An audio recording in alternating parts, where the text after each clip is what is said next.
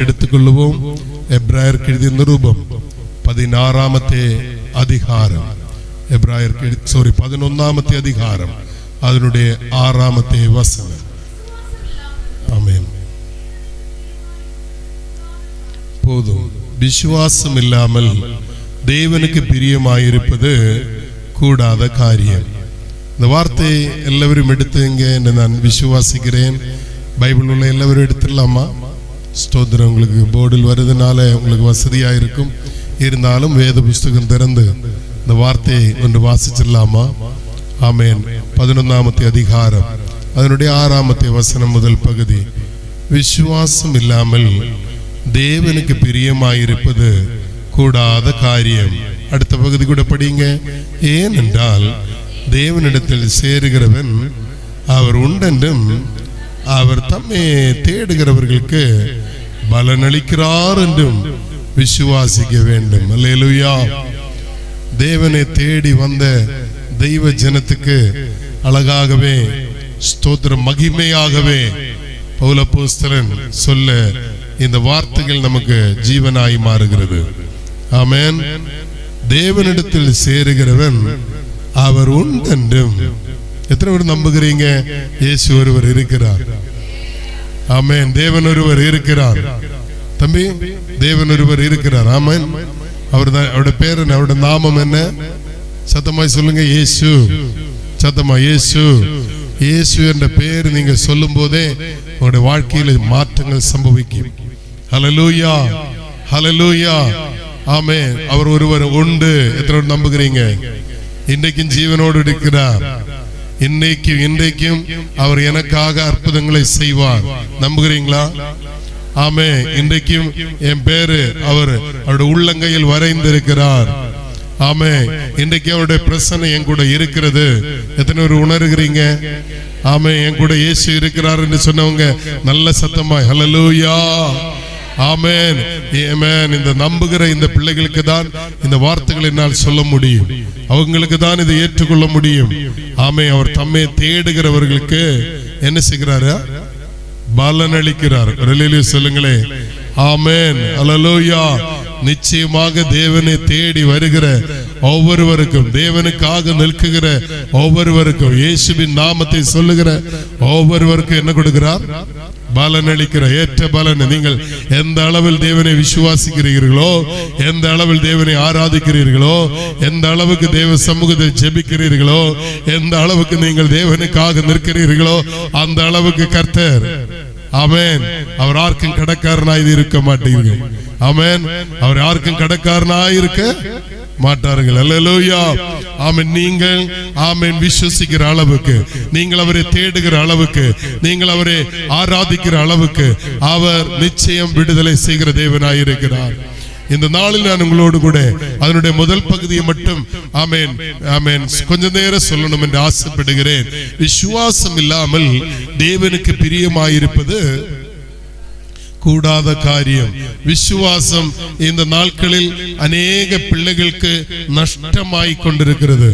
விசேஷமாகவே ஒரு புதிய தலைமுறை, ஒரு பாலிவ உள்ளங்களோடு கேட்டால் அவருடைய விசுவாசம் ஆமென் ஆமென் வளர விடாதபடிக்கு விசுவாசம் படிப்படியாய் தளர்கிறது போல தோன்றுகிறது. ஆனால் நான் இப்படி விசுவாசிக்கிறேன், இந்த ஆலயத்துக்குள்ளே இருக்கிற உங்களுக்குள்ளே விசுவாசம் இருக்கிறதுனால தான் நீங்க இங்க வந்திருக்கீங்கன்னு நான் நம்புகிறேன். அப்படிதானா? ஹல்லேலூயா. ஆண்டவருடைய நாமம் மகிமைப்படட்டும். இன்றைக்கு உலகத்திலே வாலிபர்கள், உலகத்திலே ஆமென் இன்னும் தெய்வ சபையில் கூட வந்து சரியாய் விசுவசிக்க முடியாத சகோதரங்களுடைய இருதயங்கள் சொல்லுகிறது என்னன்னு தெரியுமா? ஸ்தோத்திரம். ஆமென். நான் கஷ்டப்பட்டால் எனக்கு உயர்வு, நான் பாடு சகித்தால், நான் வேலை செய்தால், நான் உழைத்தால் எனக்கு வருமானம். ஆமென். அல்லாமல் எனக்கு என்ன என்று கேட்கிற உண்மைதான். நீ உழைக்கணும், நீ பாடுபடணும், நீ பிரயாசம் எடுக்கணும். ஆனால் அது 30 மாற்றுகிறதும், அது 60 மாற்றுகிறதும், அது 100 அதிலும் மேலாய் மாற்றுகிற ஒருவர் இருக்கிறார். ஆமென். ஒருவர் ஆமென் பஞ்ச காலத்தில் விதை விதைத்தார். இசகாக்கினுடைய அந்த ஆமென் விதை பார்த்தால் அது ஆமென் அந்த காலம் பஞ்சமான காலம், வெயிலான நேரம், அந்த இடத்தில் ஆசீர்வாதம் இல்லை, அந்த இடத்தில் ஒரு பலன் கிடைக்காது. ஆனால் விதைத்த விதைக்கு 100 மடங்கு அறுவடை கிடைக்கிறதுக்கு காரணம் தேவன் சொன்னபடியே செய்தார். ஹல்லேலூயா. தேவனிடத்தில் உள்ள விசுவாசம் நிச்சயமாக நம்மை பெரியவனாக்கி மாற்றும். ஹல்லேலூயா. தேவனிடத்தில் விசுவாசம் இல்லாமல் நீங்கள் கர்த்தரிடத்தில் பிரியமாய் இருக்கவே முடியாது. ஆமென். ஹல்லேலூயா. ஸ்தோத்திரம். ஆமென். சிலர் சொல்லுவாங்க, ஜெபித்து என்ன, ஆலயத்தில் வந்துதான் ஆராதிக்கணுமா? ஆமென். பைபிள் படித்து என்ன, ஸ்தோத்திரம் என்று பல ஆவிக்குரிய வாழ்க்கையிலே பல தளர்ச்சிகளை ஏற்படுத்துகிற சிந்தனைகள், வார்த்தைகள் உங்களுக்கு சுற்றும் அநேகர் சொல்லலாம். ஆனால் என்னை கேட்கிற சகோதரங்களுக்கு நான் சொல்லுகிறேன், நீங்கள் ஒரு சிறு பிள்ளையை போல, ஆண்டவரே நான் உம்மை விசுவாசிக்கிறேன், ஆண்டவரே நான் உமக்கு பிரியமாய் இருக்க விரும்புகிறேன், ஆண்டவரே உமக்கு நான் சித்தம் செய்கிறேன், உம்முடைய விருப்பம் தான் எனக்கு வேணும் என்று சொல்லி பொறுமையோடு ஒரு சிறு பிள்ளையை போல நீங்கள் முன் செல்லுமானால் நிச்சயமாக உங்களுக்கு ஒரு நல்ல வெற்றியான வாழ்க்கை வாழ முடியும். உங்க கூட இருக்கிற அநேகர் தோத்து போகும்போது நீங்கள் ஜெயமுள்ள வாழ்க்கை வாழ முடியும். உங்களோடு படித்தவர்கள், உங்களுடைய குடும்பத்தில் உள்ளவர்கள் ஸ்தோத்திர எட்டி சேர முடியாத ஒரு உன்னதமான நிலைமைக்கு இந்த வேத புஸ்தகத்தை விசுவாசிக்கிறவனால் எட்டி சேர முடியும். வேத புஸ்தகம் தூக்கும் நேரத்தில் அநேகர் சொல்லி இருக்கலாம், நீ இந்த குடும்பத்துக்கே ஆகாது, நீ இனி வேண்டாம் என்று சொல்லி இருக்கலாம். ஹல்லேலூயா.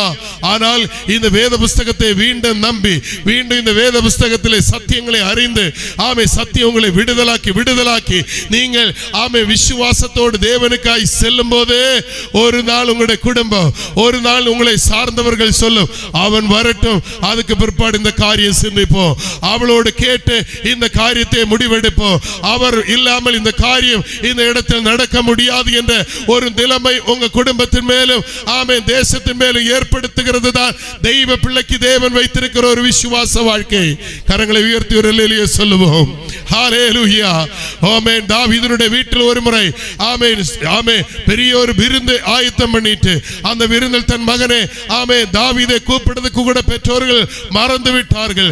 அவர்கள் ஒரு பொறுப்பா எடுக்கவில்லை. ஆனால் விசுவாசத்தோடு தேவனிடத்தில் உண்மையாய் தேவனை ஆராதித்து தேவனுக்கு பயந்திருந்த தாவீதுக்காக என்ன தேவன் மறவாத தேவனாய் அந்த தாவீது அந்த இடத்தில் வராமல் இந்த ஆராதனை நடத்த முடியாது, இந்த பந்தியில் நான் இருக்க முடியாது, இந்த தைலத்தை நான் ஆரிடமேல் நான் ஊற்ற முடியாது, அவரையும் வர சொல்லுங்க என்று சாமுவேலை கொண்டு சொல்ல வைத்த நம்முடைய தேவன் ஹல்லேலூயா. இன்றைக்கு இந்த ராத்திரி நேரத்தில் நம்மை மீண்டும் தூண்டி சொல்லுகிறார், நீ விசுவாசம் இல்லாமல் தேவனுக்கு பிரியமாய் இருக்கவே முடியாது. உங்களுக்குள்ள விசுவாசம் இந்த ராத்திரியில் வளர்ந்து வர வேண்டும் என்ற ஆசையோடு ஆமென் சில வார்த்தைகளை நான் உங்களுக்கு சொல்ல விரும்புகிறேன். ஹல்லேலூயா. ஆமென். விசுவாசம் நம் தேவனின் மேல் வைக்கும் போது நம்முடைய வாழ்க்கையில் நடக்கும் சில அதிசயங்களை கவனியுங்கள். மத்தாய் சுவிசேஷம் 19 அதிகாரம் 26 வசனத்தை கவனியுங்கள். 19 அதிகாரம் 26 வசனம். இயேசு அவர்களை பார்த்து, மனுஷரால் இது கூடாததுதான், தேவனாலே எல்லாம் கூடும் என்றார். இந்த வார்த்தை முதலாகவே நான் சொல்லுகிறது என்னவென்றால், அசாத்தியமாயது சாத்தியமாக்குகிற தேவன். ஹல்லேலூயா. தேவனிடத்தில் நீ விசுவாசம் வைக்கும் போது உனக்கு நடக்கிற முதல் அதிசயம் என்ன என்றால், அசாத்தியமானது, சான்ஸே இல்லாதது. ஆமென். ஸ்தோத்திரம். நோவாவோடு கேட்டால் சொல்லும், நான் பிரசங்கம் பண்ணினது உண்மைதான், என் வாழ்நாள் ஒரு நாள் கூட நான் மழையை பார்த்ததில்லை பிரதர், ஆனால் ஆண்டவர் சொன்னார், நான் விசுவாசித்தேன். ஹல்லேலூயா. மோசேயோடு இஸ்ரவேல் ஜனத்தோடு கூப்பிட்டு கேளுங்கள், அவர் சொல்லுவார்கள், ஆமென், எங்கள் லைஃப்ல இதுவரை இந்த கடல் இரண்டாய் பிரிந்தது நாங்கள் பார்த்ததே இல்லை, அப்படி நாங்கள் கேள்விப்படவே இல்லை. ஹல்லேலூயா. ஸ்தோத்திரம். இன்னும் பரிசுத்தவான்கள் ஒவ்வொருவரோடும் கேளுங்கள், அவர்களுக்கு கண்கள் எட்டாதது, அவருக்கு ஜெபிக்க கூட இந்த வார்த்தைகள் தெரியாது, அப்படிப்பட்ட அதிசயமான காரியங்களே, ஹல்லேலூயா, அசாத்தியமான காரியங்களே தேவன் சாத்தியமாக்கி தருகிற தேவன் நம்முடைய தேவன். கரங்களை உயர்த்தி அல்லேலூயா சொல்லலாமா? தேவனால் கூடாதது ஒன்றுமில்லை, ஆனால் மனுஷரால் கூடாதது நிறைய உண்டு. ஸ்தோத்திரம். யோசுவாவோடு கேளுங்க, என்னால் முடியாததுதான், ஆனால் நான் ஜெபித்தேன், எனக்காக சூரியன் நின்னுட்டு சந்திரன் நின்னுட்டு 14 மணிக்கூறுகள் லேட்டாய் ஓடிட்டு இருக்குது. ஹல்லேலூயா. காரணம் என்ன? ஆமே, நான் தேவனை விசுவாசித்தேன். எனக்கு ஒன்று தெரியும், என் பலத்தினால் ஒன்று செய்ய முடியாது. ஆனா எனக்கு ஒன்று தெரியும், என் தேவனால் கூடாதது ஒன்றுமே இல்லை, ஒன்றுமே இல்லை. வேத புஸ்தகத்தில் அழகாய் விசுவாசத்தை குறித்து படிக்கும் போது அப்ரஹாம் என்ற ஒரு தேவ மனுஷனை நீங்கள் பார்க்க முடியும். ஆமே, அவருடைய விசுவாசத்தை கேட்கும் போது அவருக்கு சொல்ல முடியும், நான் விசுவசிச்சது என் பிள்ளை மேல மட்டுமல்ல, ஆமே, என் மனைவி மேல மட்டுமல்ல, இல்ல என் மேலே அல்ல, இதெல்லாம் தேவன் செய்தார், அவர் சொன்னால் ஆகும், அவ்வளவுதான். ஆனா இதெல்லாம் தாண்டி நான் ஒருவரை விசுவாசித்தேன். ஹல்லேலூயா. ஆமே, ஒரு நாள் ராத்திரி ஆமே ஆண்டவர் என்னுடைய விசுவாசத்தை தூண்டும்படிக்கு வெளியே கொண்டு வருகிறார். நான் உனக்கிட்ட சொன்னது உண்மைதானே? ஸ்தோத்திரம். உன்னை பெரிய ஜாதியாக்குவேன். ஆமே, நான் உன்னை ஆசீர்வதிப்பேன். எங்க ஆண்டவரே, சொல்லி நாட்கள் ஆகுது, வருடங்கள் ஆகிறது, இன்னும் எந்த விடுதலும் இல்லை. எங்க வா, திரும்பவும் வா, கூட்டி வானத்தை பாரு. வானத்தை எல்லாம் அப்படி ஆமை பார்க்கிறா, நிறைய நட்சத்திரங்கள். இந்த நட்சத்திரங்களை பார்த்துட்டு அவர் மீண்டும் கொடுக்குகிறார், இங்க பாரு, இது போல நான் உனக்கு பிள்ளைகளை தருவேன். அவரு மீண்டும் போய் படுக்கிற, எங்க ஆண்டவரே, ஒரு ஆமையாருக்கு ஒரு அடையாளம் இல்லையே. ஹல்லேலூயா. அசாத்தியங்களை சாத்தியமாக்குகிற தேவன். ஆனால் ஆமே, ஸ்தோத்திர, அப்ரஹாம் என்ற உள்ளில் ஒரே ஒரு விசுவாசம் இருந்தது, என் தேவனாக இது சொன்னது. இதுவரை இந்த காரியத்தை என் குடும்பத்தில் ஒருவரும் சொல்லல, எந்த மருத்துவரும் சொல்லல, எனக்கு நீ இப்படி ஒரு ஆசீர்வாதம் வரும்னு என்னுடைய ஃப்ரெண்ட்ஸ் ஒருத்தரும் சொல்லல. என் ஆண்டவர் இப்படி சொல்லி இருக்கிறார் என்று சொன்னா நான் என் ஆண்டவரை நம்புகிறேன். இந்த ராத்திரி இந்த சப்தத்தை கேட்கிற உங்களுக்கு நான் சொல்லுகிறேன், யாரும் உங்களோடு சொல்லாதது, திரும்பவும் சொல்லுகிறேன், யாரும் உங்களுக்கு ஆமே சொல்லாத ஒரு காரியம் என்ற தேவன் உங்களுக்கு சொல்லி இருக்குமானா இந்த ராத்திரி நம்புங்க, என்ற இயேசு அதை செய்தே ஆகும். கைகளை உயர்த்தி ஒரு அல்லேலூயா சொல்லுங்க. ஹல்லேலூயா. கூடாதது ஒன்றுமில்லை, தேவனால் எல்லாம் கூடும். அசாத்தியங்களை சாத்தியமாக்குகிற தேவன். ஒரு நாள் அப்ரஹாமை மீண்டும் கூப்பிட, வா அப்ரஹாம், கடல் கரையில இந்த மணல் எல்லாம் அள்ளி பாரு. ஒரு கை அள்ளி எடுத்தாரு. நான் இப்படி சிந்திக்கிறேன், சோதரம், நிறைய மணல் இருக்கா அப்ரஹாம்? ஆமா இருக்கையா. இந்த மணலை கொஞ்சம் எண்ணி பாரு. இது எப்படி ஆண்டவர் எண்ண முடியும்? இது எவ்வளோ இருக்கு. இப்படிதான் நான் உன்னை ஆசீர்வதிப்பேன். கைகளை உயர்த்தி சொல்லுங்க, நான் உன்னை ஆசீர்வதிப்பேன். எப்படி? கடற்கரையில அங்கீகரிக்கவே முடியல. ஹல்லேலூயா. ஆனால் அவருக்கு மீண்டும் தெரிகிறது, அசாத்தியங்களை சாத்தியமாக்குகிற தேவன். மனுஷரால் கூடாததுதான். இப்ப சொன்ன இந்த காரியங்களும் என்னுடைய ஆமே சிந்தனையில் ஆகாதது தான், ஆனால் என் தேவனால் கூடும். எத்தனை பேர் நம்புகிறீங்க? இப்படி நீங்கள் தேவனை நம்பும் போது உங்களுடைய விசுவாச வாழ்க்கையிலே நீங்கள் ஒவ்வொன்றா அனுபவிக்க முடியும். ஹல்லேலூயா. எனக்கு ஒரு சகோதரனை தெரியும், ஸ்தோத்திரம். அவர் என்னோடு சொன்ன ஒரு காரியம், எங்களுடைய பகுதியில் அநேக ஆலயங்களில் அநேக பிரச்சனைகளை சந்திக்கும் போது நான் அவரை கூப்பிடுவேன், பிரதர் இப்படி ஒரு பிரச்சனை இருக்கு, என்ன செய்ய? அவர் ஒரு அட்வொகேட், அவர் அழகா ஆலோசனை தருவார். வருவாங்க அந்த ஆலயத்தில், அந்த பிரச்சனை முடியும் வரை என்னோடு கூட நிற்பாங்க. கடைசியில் தான் அவரோடு கேட்பேன், என்ன பிரதர், எந்த ஒரு அதுக்கு நீங்க வரதுக்குள்ள வண்டி கூலி சம்பளம் எது தந்தாலும் வாங்க மாட்டீங்களே, என்ன பிரதர்னா?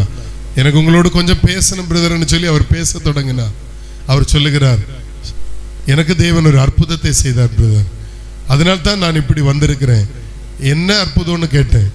நான் பைக்கில் போகும்போது திடீர்னு ஒரு ஆக்சிடென்ட், என் காலு முறிஞ்சு போச்சு. நான் அப்படியே அவர் ஒரு குறிப்பிட்ட மருத்துவமனையை சொன்னார். அந்த நாகர்கோவில் ஒரு மருத்துவமனையில் அவர் அட்மிட் பண்ணப்பட்டார். அட்மிட் பண்ணப்பட்டிருந்த இந்த சகோதரனுக்கு எக்ஸ்ரே ஸ்கேன் எல்லாம் எடுத்துட்டு டாக்டர் சொல்லிச்சு, உடனே ஒரு ஆப்ரேஷன் செய்ய வேண்டும், 2 லட்சம் ரூபாய் உடனே கேட்டுங்க. உடனே இவர் பார்த்தாரு. அந்த நேரத்தில் அவருடைய கரத்தில் காசு இல்லை. அவருக்கு அது ஒரு பெரிய ஒரு சுமையாய் தோன்றிட்டு அவர் சொல்லிச்சு, என்னை வீட்டுக்கு விடுங்க, நான் பிற்பாடு பணம் ஆயத்தமாய் கொண்டு வந்துடுறேன். இல்லை, உடனே டாக்டர் சொல்லிச்சு, நீ இந்த இங்கே ஆப்ரேஷன் பண்ணாமல் வேற எந்த மருத்துவமனையில் போனாலும் உன் காலு சரியாகாது, இங்கே தான் நீ பண்ணணும் என்று சொல்லுகிறார். உடனே அவர் சொல்லிச்சு, என்னால் முடியாது, நான் வீட்டுக்கு செல்லுகிறேன். கட்டாயத்தின் புறத்தில் அவர் வீட்டுக்கு அனுப்பியாச்சு. அவர் வீட்டில் சென்று படுத்திருக்கிறார். கடுமையான வலி, தாங்க முடியல, கால் ஊன்ற முடியல, கடுமையான வலி. ஸ்தோத்திரம். அவருடைய ரூமை அடைக்க சொல்லிச்சு. ரூம் அடைத்து இருக்கும் போது அந்த ரூமில் அவர் கண்ணீரோடு ஆண்டவரோடு ஜெபிக்க தொடங்கினார். ஆண்டவரே, எனக்கு ஒரு விடுதல் தர மாட்டீரா? நான் விசுவசிக்கிறேன் ஆண்டவரே, மனுஷனால் கூடாதது தான், ஆனால் தேவனால் கூடுமே ராஜா. அவர் ஜெபம் பண்ணி தொடங்கினாரா, அப்படியே தூங்கிட்டாரு அந்த படுக்கையில். அவரு ஒரு தூக்கம் அவருக்கு. திடீர்னு அவர் ஒரு பார்வை, ஒரு கனவென்று சொல்லலாம். அவர் பார்க்கிறார், ஒரு அங்கி போட்டு ஒரு பெரிய மனுஷன். அவருக்கு தெரிகிறது இது இயேசு என்று ஒரு சிந்தனை அவருக்குள்ளே வருது. அவங்க கூட ஒரு 4 பேர், அதில் ஒருவருடைய கையில் ஒரு பாத்திரம் எண்ணெயும் இருக்கிறது. இந்த இயேசு இந்த பெரிய மனுஷனும் இந்த 4 மனிதர்களும் இந்த படுக்கையில் வந்து இவரை பார்த்துட்டு இந்த அங்கி போட்டு இந்த பெரிய மனுஷன் சொல்றாரா, அந்த பாத்திரத்தில் இருக்கிற அந்த எண்ணெய் இவருடைய காலில் அப்படியே ஊத்திடு. அவர் கேட்கிறாரு உடனே, இவங்க காலில் இந்த எண்ணெயா அப்படி கேட்கிறாரா? ஆமா, அவரை காலில் தான் ஊத்துன்னு சொல்ல அவர் அதை ஊத்த. இந்த மனுஷனுக்கு திடீர்னு ஒரு முழிப்பு வந்துச்சு. முழிப்பு வந்து காலை பார்த்தா அந்த ஒடிஞ்ச காலு, அவருக்கு எந்த வலியும் காணல. அவருக்கு டவுட் ஆயிடுச்சு, என்னடா என் காலு முறிஞ்செல்லாம் இருந்தது, 2 லட்சம் ரூபாய் டாக்டர் கேட்டாரு ஆபரேஷனுக்கு, என்னால் வலி தாங்க முடியாதல்ல, நான் படுத்தேன், இது என்ன நடந்தது? அவர் எழும்பி மெதுவா உட்கார தொடங்கிச்சு, நடக்க தொடங்கிச்சு. அவருக்கு அந்த வலியே அந்த இடத்துல தெரியல. நான் ஏன் அவரோட பேர் சொல்லுன்னா, இன்னைக்கு அவரு கோர்ட்டில் வேலை செய்துட்டு இருக்கிறாரு, நீங்க கேட்கலாம். ஆமே, அட்வொகேட் மில்லர், ஸ்தோத்திரம், கிரைஸ்ட் மில்லர், அவருடைய ஃபுல் நேம் கிரைஸ்ட் மில்லர். கேட்டு பாருங்கள். அவர் வந்துட்டு சொன்ன ஒரு காரியம், பாஸ்டர் இப்பொழுதும் அந்த ஸ்கேன் ரிப்போர்ட் என்னிடத்தில் இருக்கிறது, அந்த எக்ஸ்ரே என்னிடத்தில் இருக்கிறது. இது என் காலு சரியாச்சோன்னு நான் 2வது போய் மருத்துவமனை டெஸ்ட் பண்ணவே போகல பாஸ்டர்.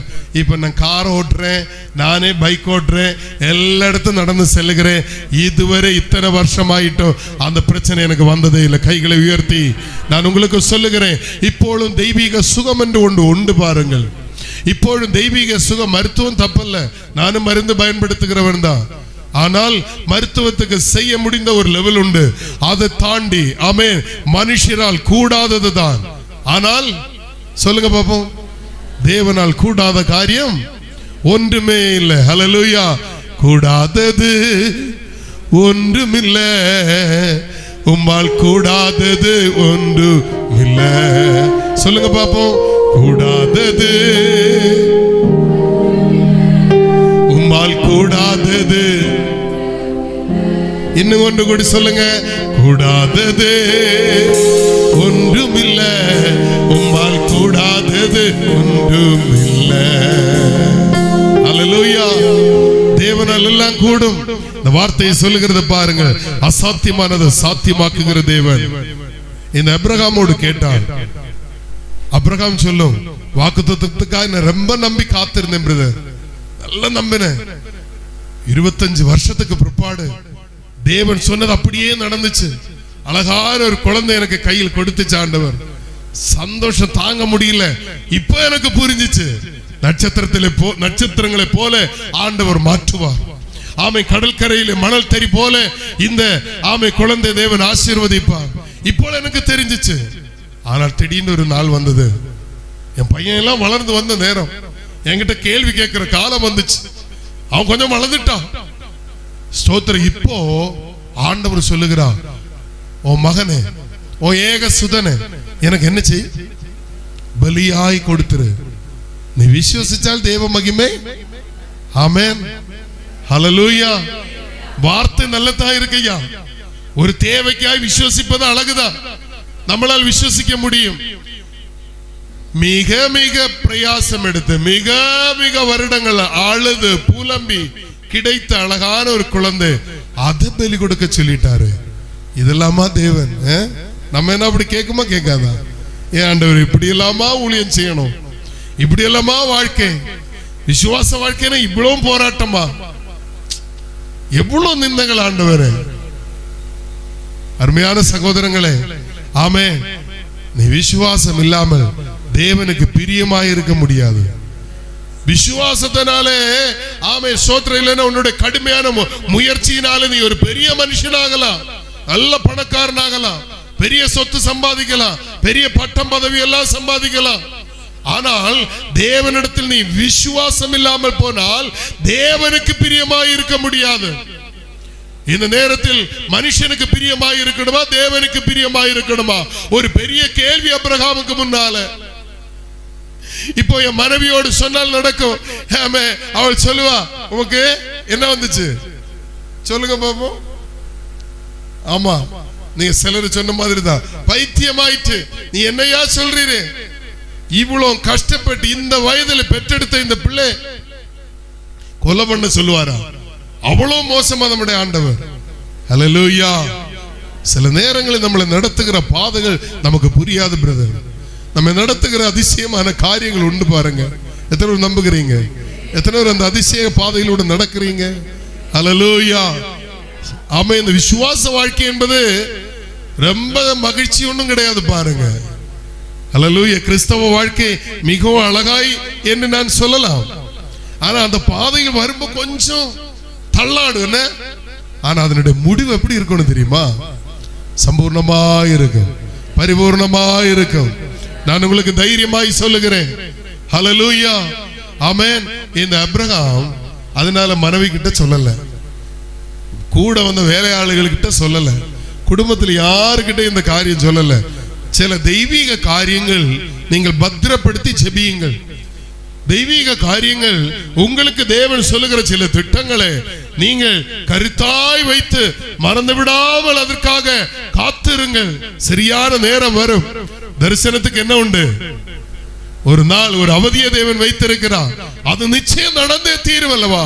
கைகளை உயர்த்தி அல்லேலூயா சொல்லுங்கள். ஹல்லேலூயா. ஆமென். கர்த்தருடைய நாமம் மகிமைப்படுவதாக. இங்கே பாருங்கள், இந்த மோரியா மலையில் இந்த பிள்ளையும் கூட்டி ஆபிரகாம் போகும்போது அழகான ஒரு கேள்வி. இந்த கேள்விதான் நெஞ்சு வலிச்ச கேள்வி. ஆபிரகாமே கொஞ்சம் அசைச்ச கேள்வி. அப்பா, கத்தி இருக்கு, தீ இருக்கு, விறகு இருக்கு, எங்கப்பா? எல்லா ஆராதனைக்கு நம்ம வரும்போது ஆட்டுக்குட்டியோட அல்லவா வரும், இப்ப மட்டும் எங்கப்பா? யெகோவா ஈரே என் தேவனா, யெகோவா ஈரே நீர் என் தேவனா, இனி என்னுள்ளில் கலக்கமில்லை, இனி எல்லாமே பார்த்து கொள்வி. ஆராதனை சொல்லுங்க பாப்போம். ஆராதனை, ஆராதனை, ஆராதனை, ஓ ஆராதனை, ஆராதனை, ஆராதனை, ஆராதனை, இனி என்னுள்ளில் கலக்கமில்லை. எல்லாரும் சேர்ந்து சொல்லலாமா? இனி எல்லாமே நீர் பார்த்து கொள்வி. ஹல்லேலூயா. ஆண்டவர் பார்த்து கொள்வாரா? ஹல்லேலூயா. இந்த அருமை மகனுக்கு இந்த தகப்பன் சொன்ன ஒரே ஒரு வார்த்தை, பிள்ளை யெகோவா ஈரே. உங்க பிள்ளைங்களுக்கு எத்தனை பேருக்கு நீங்க சொல்லி இருக்கிறீங்க யெகோவா ஈரே? சொன்னீங்களா? யாராவது சொன்னது உண்டுமா? கர்த்தர் பார்த்துக் கொள்வார் சொன்னது உண்டுமாமா? இல்லைன்னா உங்க பக்கத்துல பிள்ளை இல்லை யாராவது இருப்பாங்கல்ல, ஜஸ்ட் ஒன்று சொல்லுங்க, தட்டி சொல்லுங்களேன், யெகோவா ஈரே, யெகோவா ஈரே. தம்பி சொல்லுங்க, நல்லா சொல்லுமா, கை கொடுத்து சொல்லு. நீங்க கை கொடுத்தாலும் தப்பு இல்லை, அழகா கை கொடுத்து brother Jehovah Jireh. Very good. Hallelujah. Jehovah. Amen. நிச்சயமாக. ஹல்லேலூயா. நம்புங்க. நான் உங்களிடத்தில் இந்த வார்த்தைகள் சொல்லும் போது என்னுடைய சிந்தனைகள் என்னுடைய வாழ்க்கைக்கு நேராய் செல்லுகிறது. ஒரு 27 வருஷத்துக்கு முன்னால 1998 ஏப்ரல் 4ஆம் தேதி ஆண்டவர் சொன்ன ஒரே ஒரு வார்த்தை நம்பி கன்னியாகுமரிக்கு நான் ஊழியத்துக்காக வந்தேன். ஸ்தோத்திரம். எனக்கு தமிழ் தெரியாது, இங்கே இருக்கிற எந்த சபைகளும் போதகர்களோ விசுவாசிகளே எனக்கு தெரியாது. ஆமென். ஆண்டவருடைய ஊழியம் மட்டும், அந்த வார்த்தை மட்டும் நம்பி நான் வந்தேன். ஸ்தோத்திரம்.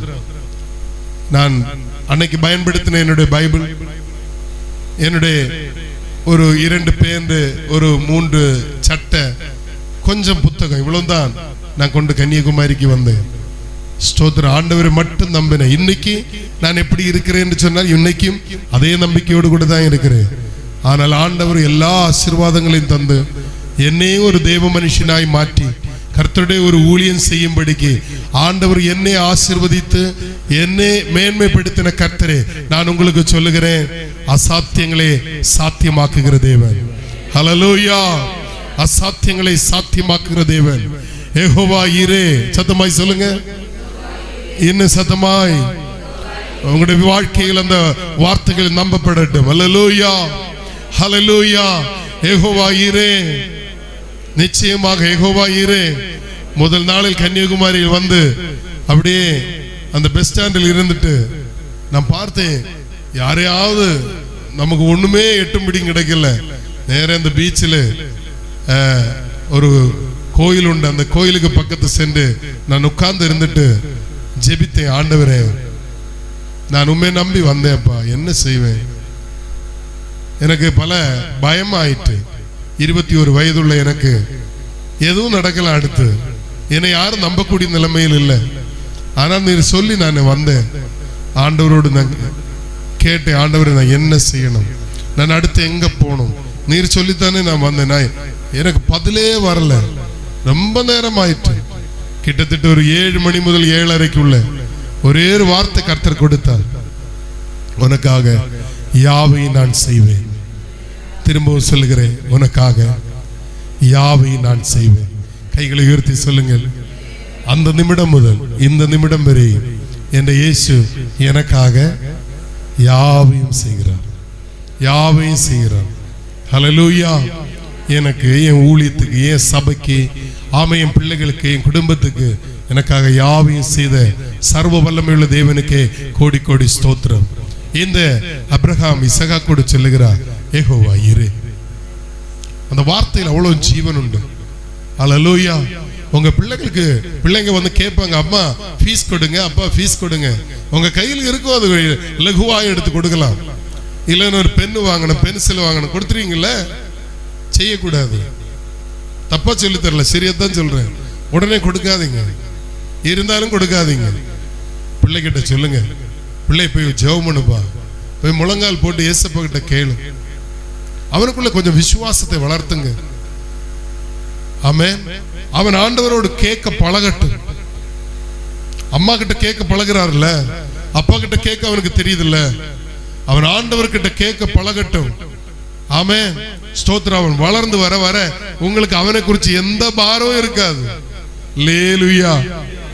ஆமென், ஆமென். ஸ்தோத்திரம். என்னுடைய சபையில பிள்ளைகளுக்கு நான் சொல்லிக் கொடுப்பேன், நீ ஒரு 10th எல்லாம் முடிஞ்சனா 11th என்ன செய்யணும்? வெக்கேஷன்ல நீ வேலைக்கு போய் தான் சம்பாதிக்கணும். எவ்வளவு வசதி உள்ள வீடானாலும் நீ என்ன செய்யணும்? ஒன்னால் முடிஞ்ச ஒரு வேலைக்கு போய் தான் அந்த வெக்கேஷன் கொஞ்சம் சம்பாதிக்கணும். ஸ்தோத்திரம். காலேஜ் போறியா? எங்க சர்ச்சில் ஒரு சிலரையெல்லாம் எனக்கு தெரியும், காலையில் காலேஜ், லீவு நாள் வேலை, சிலது நைட்டு போட்ல மீன் கணக்கெடுதெல்லாம் போக ஒரு தம்பி பகல காலேஜில், நல்ல காலேஜில் படிக்கிறான். ஸ்தோத்திரம். தவறொன்னும் கிடையாது. ஆமென். விசுவாசம் என்று சொல்லுகிறது அப்படியே வானத்திலிருந்து கெட்டி இறக்கி தருகிறது மட்டுமல்ல, என்னுடைய அர்த்தம் வானத்திலிருந்தும் கெட்டி இறக்கி தருவார். அல்லேலூயா. ஆமென். உன் வீட்டில் மாவு குறையாதபடிக்கு, எண்ணெய் குறையாதபடிக்கும் இருக்கும். அப்படிப்பட்ட சூழ்நிலை வரும்போது, ஆனா உங்களுடைய பிள்ளைகள், தம்பி கவனிமா, உங்களுடைய பிள்ளைகள் எப்படி வாழணும் தெரியுமா? ஸ்தோத்திர. கர்த்தரை நம்பக்கூடிய பிள்ளைகளாய் வாழணும். கர்த்தரை நம்பக்கூடிய ஒரு சந்ததி அடுத்து எழும்பணும். இந்த இடத்தில் யெகோவா ஈரே என்று சொல்லி பிள்ளைக்கு ஒன்றும் புரிஞ்சிருக்காது. அங்க மேலே பலியை கட்டிட்டு, பலிபீடத்தை கட்டிட்டு அப்ப சொல்றாங்க, நீ தான் இதுக்கு இன்னைக்கு பலி. எந்த வார்த்தை திருப்பி பேசல. காரணம் என்னன்னு தெரியுமா? அழகா அப்போ ஒரு நாள் சொல்லி கொடுத்த, அவன் கொஞ்ச நேரத்தை சொல்லி கொடுத்தாரு. யெகோவா ஆண்டவர் இதோ ஒன்று வச்சிருக்கிறாரு. சின்ன வயது தொட்டே ஆண்டவர் மேல் உள்ள பற்றுதல் இந்த தம்பியுடைய இருதயத்தில் அப்பாவை பார்த்து விசுவாசத்தில் வளர்ந்துட்டே இருக்கிறான். அல்லேலூயா. இந்த இடத்தில் நீங்க பார்க்க முடியும், ஒரு அதிசயத்தை காண்கிறார். ஆமென். தேவன் துரோகம் செய்கிற தெய்வம் அல்ல. தேவன் நம்முடைய சந்ததிகளுக்கு துரோகம் செய்கிற தெய்வம் அல்ல. அவரை விசுவசிச்சு புறப்படுகிற பிள்ளைகளே, ஆமென், அப்படி அழிக்குகிற தெய்வம் அல்ல. ഹല്ലേലൂയ. ഒരു പാടൽക്കാരൻ പാടുന്നാരെ, ദോഷമായിട്ടൊന്നും, അത് മലയാള പാടലുണ്ടല്ല, ദുഃഖത്തിന്റെ പാനപാത്രം എന്ന് ആരംഭിക്കുന്ന ഒരു പാടൽ. ദോഷമായിട്ടൊന്നും നോട് എന്റെ ദാതൻ ചെയ്യുകയില്ല, ദോഷമായിട്ടൊന്നും എന്റെ ദാതൻ ചെയ്യുകയില്ല. അവർ എന്നെ അടിച്ചാലോ ഞാനവനെ സ്നേഹിക്കുന്നു, അവർ എന്നെ അടിച്ചാലോ ഞാനവരെ സ്നേഹിക്കുന്നു. ഹല്ലേലൂയ. இந்த பாடல் எழுதின தேவ மனுஷன் அவ்வளோ அழகான வரிகளை நமக்கு சொல்லி தந்துட்டு சென்றிருக்கிறாங்க. அழகான நேரத்தில் எழுதலையா, ஸ்தோத்திரம்.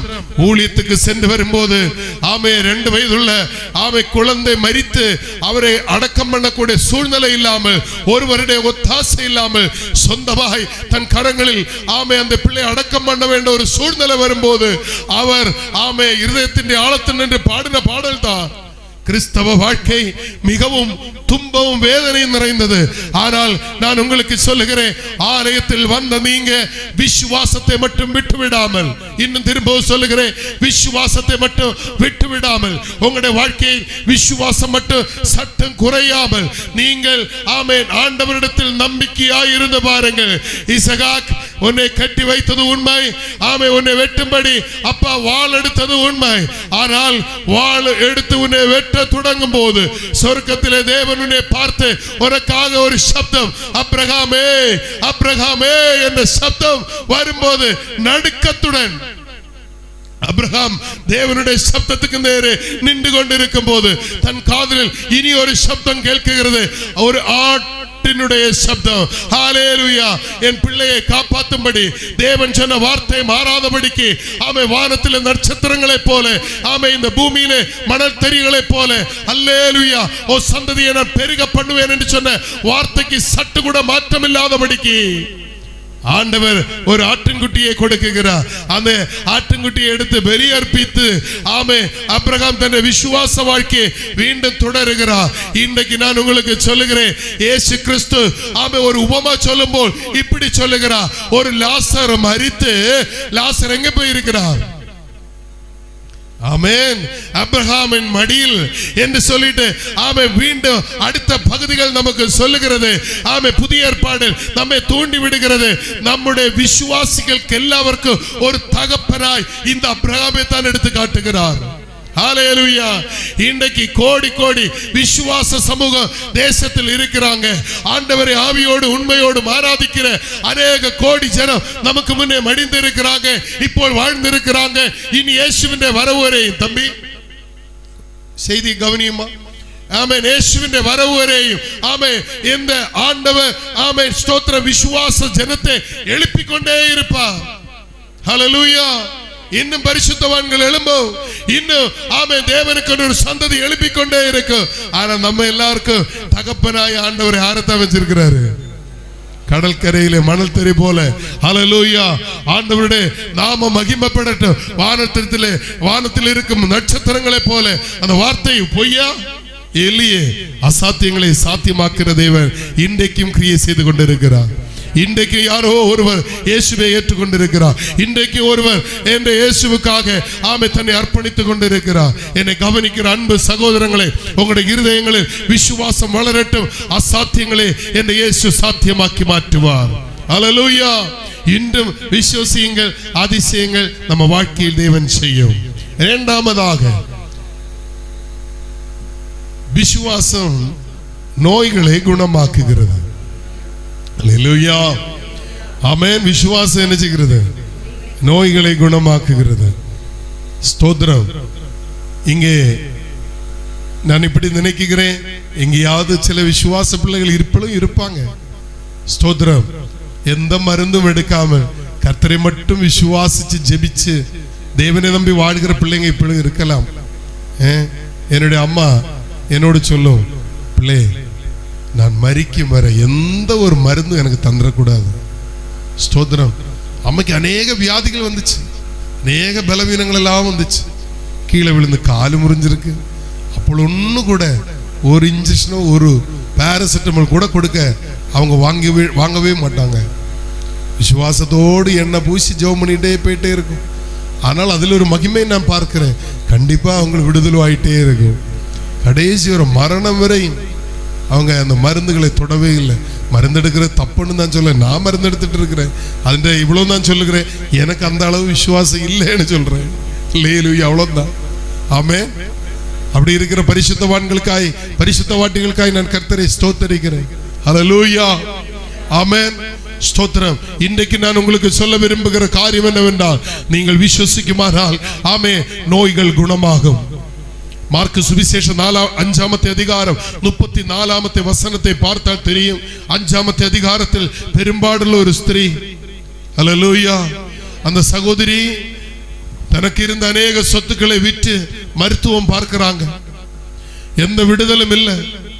அந்த வாழ்க்கையில பல வருஷமாக உள்ள வேதனைகள், 12 வருஷங்களாக அவள் பெற்ற பாடுக்கு ஆமைக்கு ஒரு முடிவே வரவில்லை. எந்த இடத்திலும் அந்த நிற்க முடியாது. அந்த நாட்கள் அந்த குறிப்பிட்ட வியாதி அநேகரே ஆமை ஒதுக்கி வைக்கிற ஒரு காலம். இந்த சகோதரி பெற்ற பாடுக்கு கணக்கே இல்லை. ஒரு நாள் அவள் ஒரு விசுவாசத்துக்கு ஆளாகிறார். நான் எப்படியாவது இந்த இயேசுவின் வஸ்திரத்தை தொங்கலையாவது தொட்டுமானால் எப்படி? அவள் கேள்விப்படுகிறார், லாசரை உயிர்ப்பித்தார், பிசாசு பிடிச்சவனை தொட்டு விடுதலாக்குகிறார், குருடர்களுக்கு இயேசு சௌக்கியத்தை கொடுக்குகிறார்.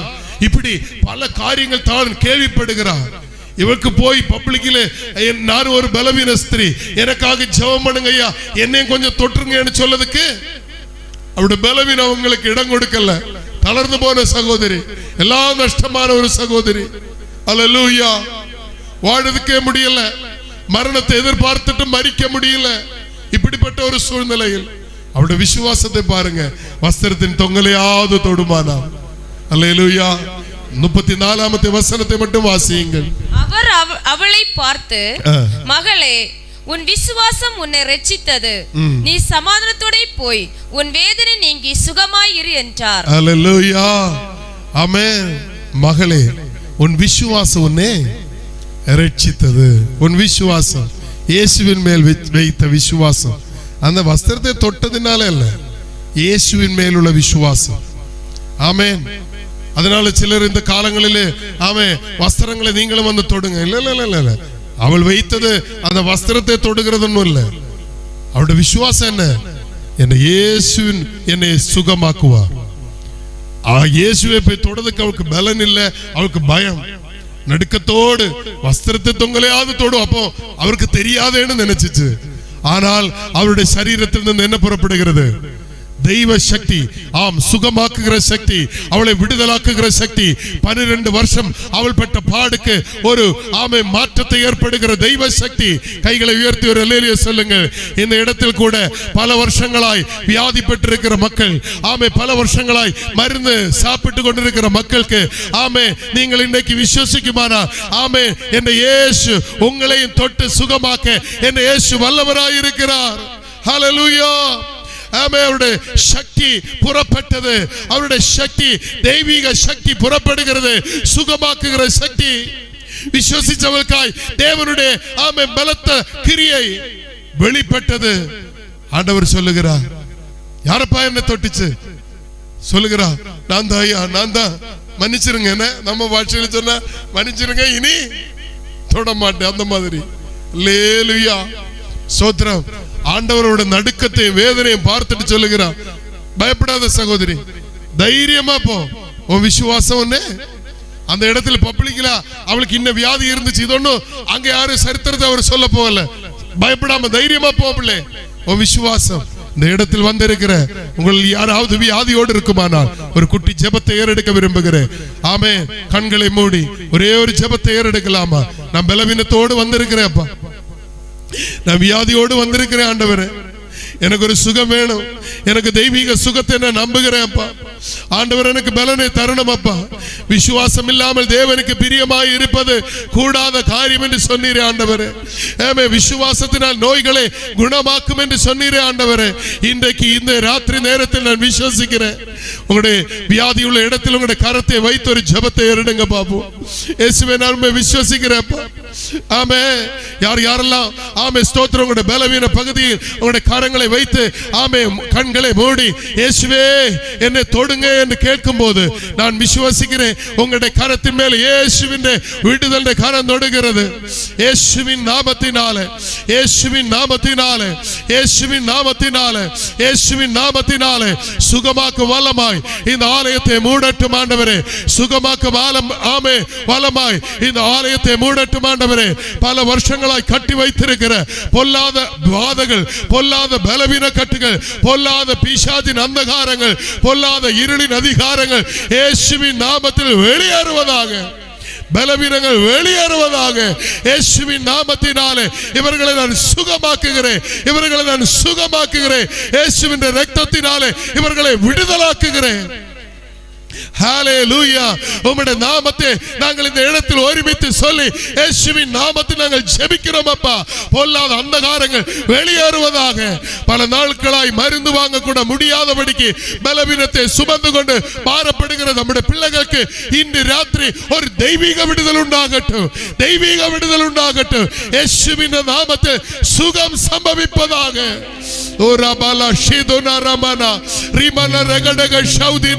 தெய்வீக விடுதல் உண்டாகுவதாக. ஹல்லேலூயா, ஹல்லேலூயா, ஹல்லேலூயா, ஹல்லேலூயா.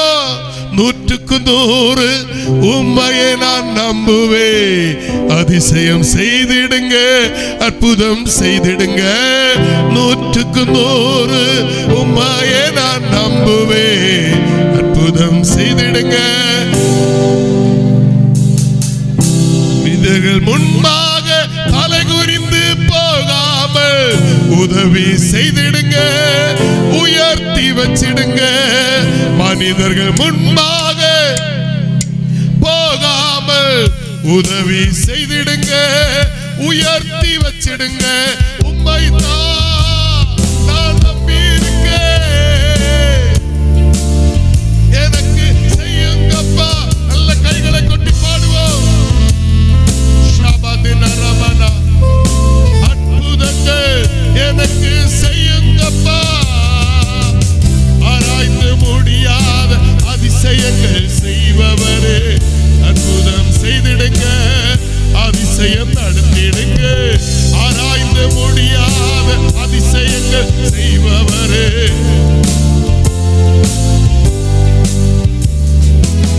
இரட்டிப்பான நன்மைகளை அருவர் என்று சொன்னீரே. இன்றைக்கு இப்பவே நன்மைகளே ஜீசஸ். எத்தனை பேர் சொல்லுகிறீங்க? ஆமென். உம்மை தான் நம்பியிருக்கேன். எனக்கு செய்யுங்கப்பா. ஓஹோ, உம்மை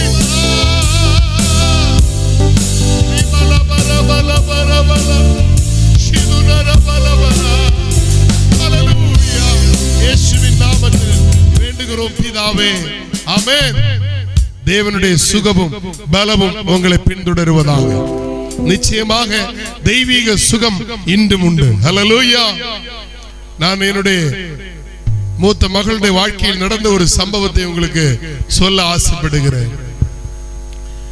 எனக்கு 2 பெண் குழந்தைகளை கர்த்தர் கொடுத்தார்.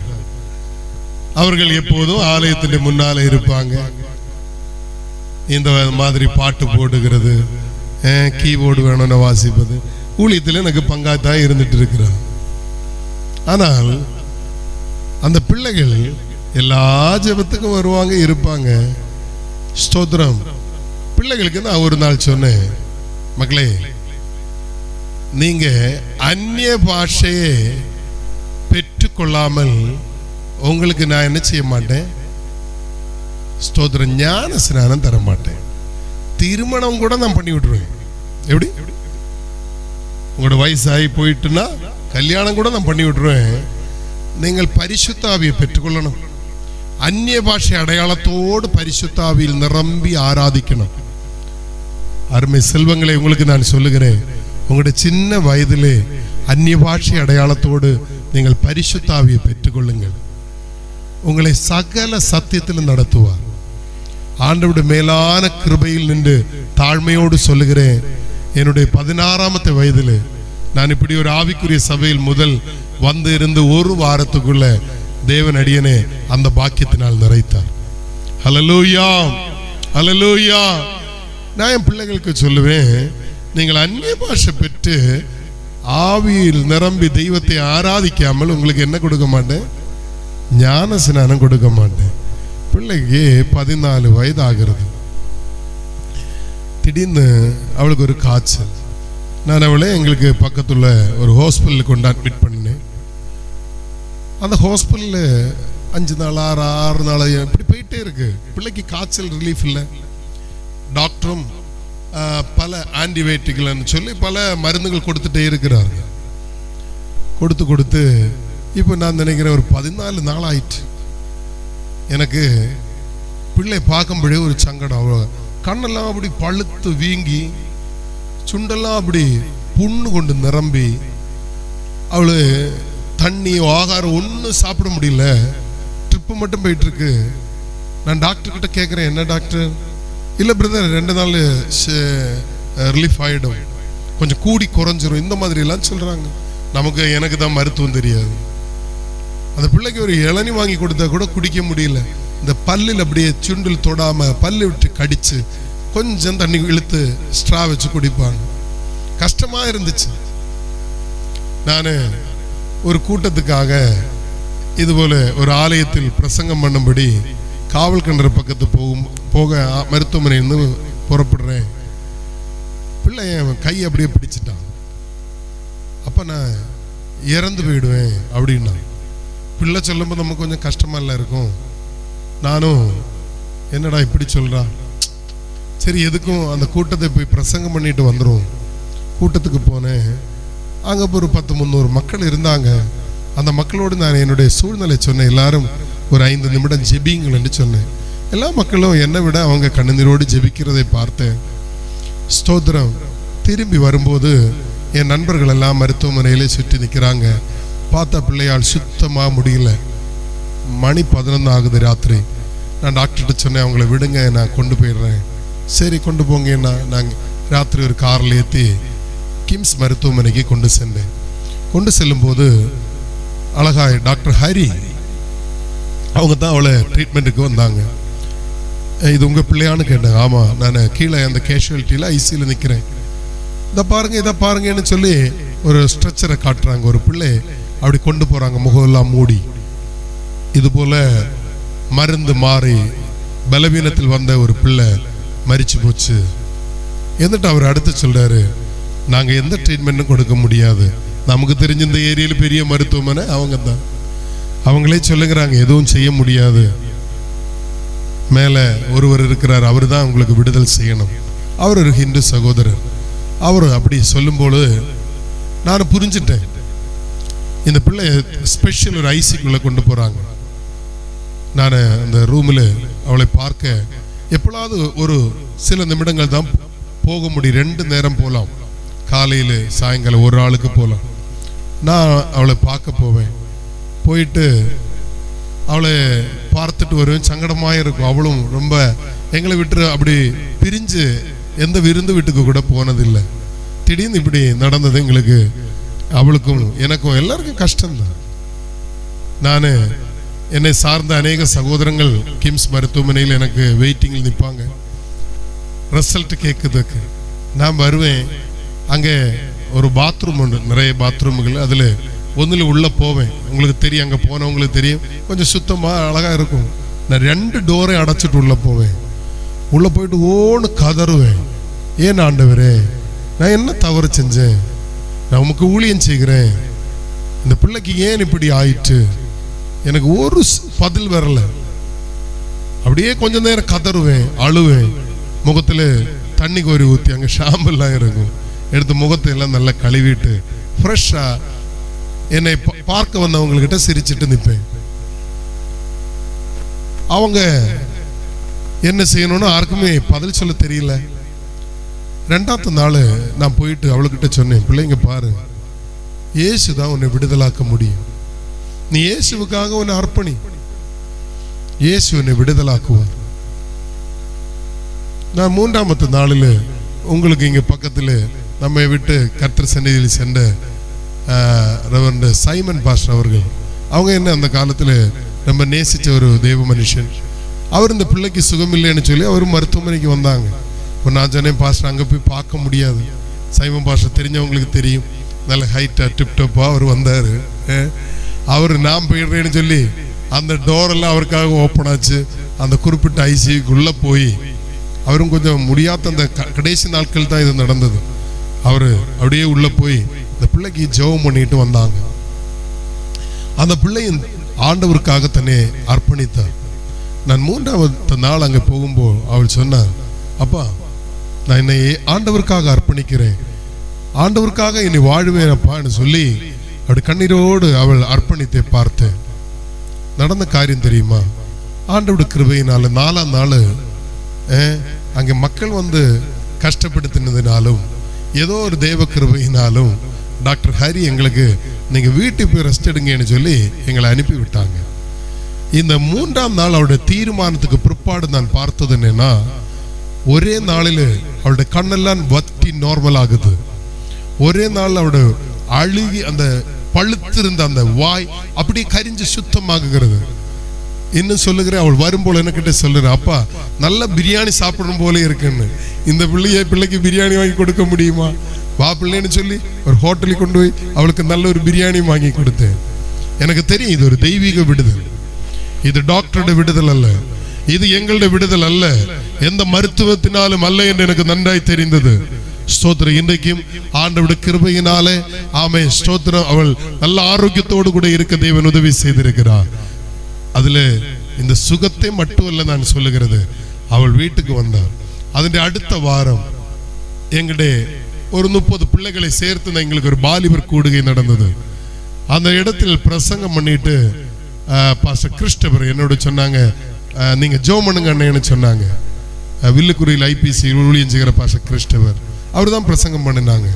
பிள்ளைகளுடைய யாருக்கெல்லாம் அந்நிய பாஷை பெற்றுக்கொள்ளணும் முன்னால வாங்கின்னு கூப்பிட்ட நேரத்தில் நான் பார்க்கிறேன், எத்தனை நாள் சர்ச்சில் கூப்பிட்டு இருக்கிறாங்க, எத்தனை நாள் அவுட்டர்கோளு என் பிள்ளை கேட்டிருக்கு, எத்தனை போதகர் கூப்பிட்டு இருக்கிறாங்க.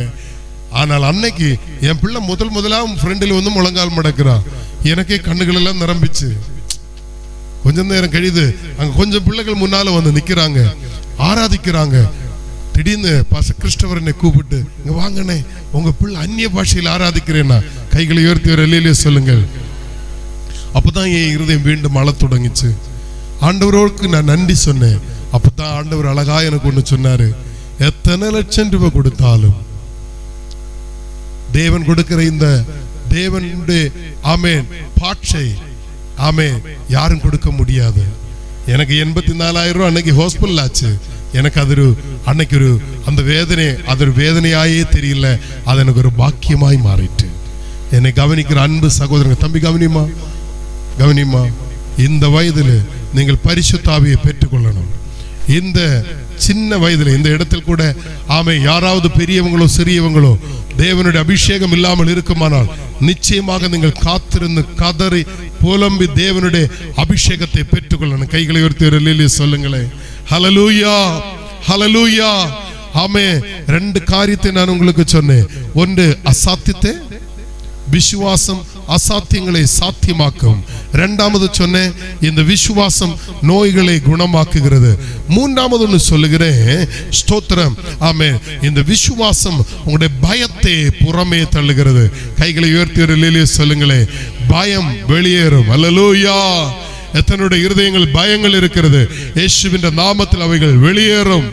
அல்லேலூயா. பயங்கள் வெளியேறணும். ஆமென். சங்கீதங்களுடைய புஸ்தகம் 56 3ஆமத்தை வசனத்தை பாருங்கள். சங்கீதங்களுடைய புஸ்தகம் 56:3, நான் பயப்படுகிற நாளில் உம்மை நம்புவேன். பயம் வரும்போது சங்கீதக்காரன் சொல்லுகிறான், நான் பயந்து ஓட மாட்டேன் ஆண்டவரே, நான் உம்மை நம்புவேன். அல்லேலூயா. அல்லேலூயா, அல்லேலூயா, ஆமென், ஸ்தோத்திரம். ஆபத்தான நேரத்திலும், பயந்து நடுங்க வேண்டிய நேரத்திலும் ஒரு தெய்வ பிள்ளைக்கு விசுவாசம் இருக்குமானால் எப்படி நிப்பீங்க சொல்லுங்க பாப்போம்? அமைதியாய் நிப்பீங்க. எதிர்த்து நிக்கிறது நான் பேசல. ஹல்லேலூயா. நீ சந்திக்கின்ற பிரச்சனைகள், உனக்கு முன்னாலே இருக்கிற கேள்விகள், நீ ஆமென் சந்திக்க வேண்டிய அநேக ஆமென் இருளும் வேதனை நிறைந்த அக்கினியும் ஆமென் நதி என்று சொல்லக்கூடிய வசனத்தில் நம்ம சிந்திக்கலாமே. இப்படிப்பட்ட சூழ்நிலையில் தெய்வ பிள்ளை எப்படி இருப்பான்?